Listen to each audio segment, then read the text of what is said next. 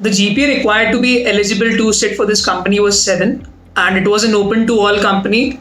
There wasn't any specific criteria for the branch of the candidate. And also, once you cross that criteria for a minimum 7 GPA, then after that, GPA played no other role, not in the interviews and neither in the shortlists.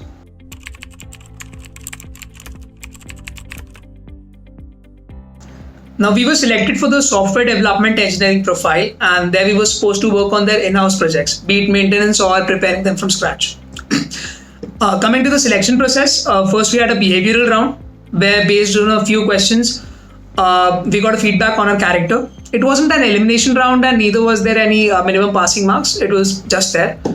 The second round was the logical reasoning round. Here we had to solve a few questions related to patterns and had to get a minimum percentile of 40 to be eligible to proceed further. After this, we had the numerical round. Here we were supposed to interpret data from the statistics given, and we had to find the answers based on those charts and graphs. Okay, moving on. Then we had the coding round. Yeah, and based on all these 3 tests, shortlist was generated. After which we had 3 interviews. 2 were technical, and the last one was an HR round. My general preparation involved first polishing my coding skills and then working on my projects, but I won't waste time in that. Specific to Standard Chartered, because this company came for the first time in our college, I tried to gain some information on what kind of tests it actually takes so that I could have some idea of what was going to be thrown at me. Other than that, I don't remember anything specific that I did to prepare for this internship, for this test. Because the company was open to all branches, there were a lot of candidates eligible for it. So obviously the competition was a bit intense.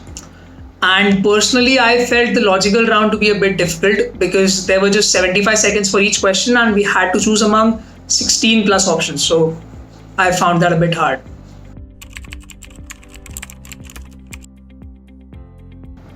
My project basically involved making a rule engine that could segregate trades based on several aspects and to make a user interface so that anyone could access it.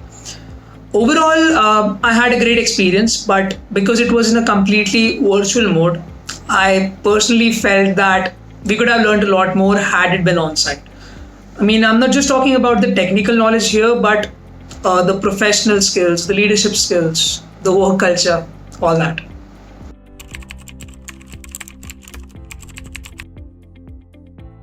Here, I think the company excelled far more than our expectations. We had frequent calls with the several senior members of the company, like the respective heads in their departments. And we also got to talk to the CTO and the CEO of the bank. So that's something that's invaluable to me.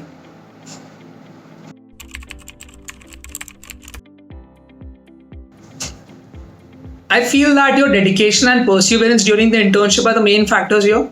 But in addition to this, you should also give importance to building a relationship with your manager and other colleagues in the team. I think that also helps a lot.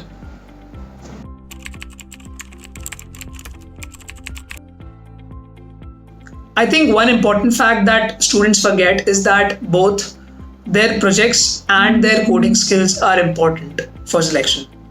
Now people just pay attention to one of these and leave the other for the end. Now that's wrong. Also, even if you have the complete knowledge but you don't know how to deliver it properly, you might fail. Hence, I feel that students should give a lot of mock interviews before their actual interview.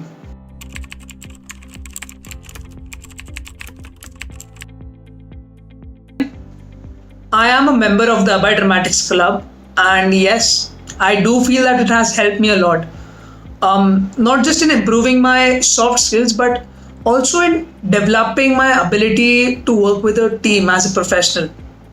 I mean, this is something which you can only learn in a club and not in your normal classes.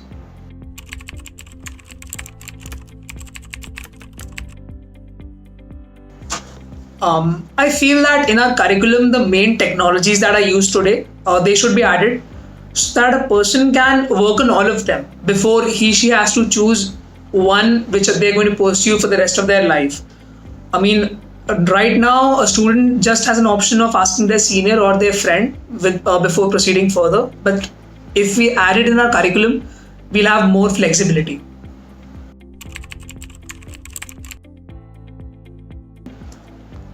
I found that asking questions and trying to explore more can go a long way, and it can help a lot. Right now, I'm not just talking about the technical doubts you'll have related to the project.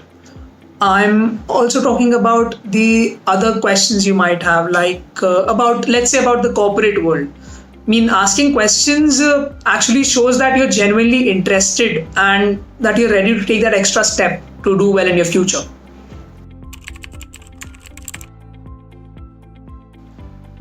My final advice is for those juniors who still haven't been able to bag an internship. Um, don't feel that the gravy train has left and you could not board it. I myself have seen that you'll find ample opportunities throughout this year and even in the next one. Just keep on trying. If you lose hope right now, then it will be difficult, I guarantee you that. But if you're persistent, it's just a matter of when you'll be successful. That's it. Thanks.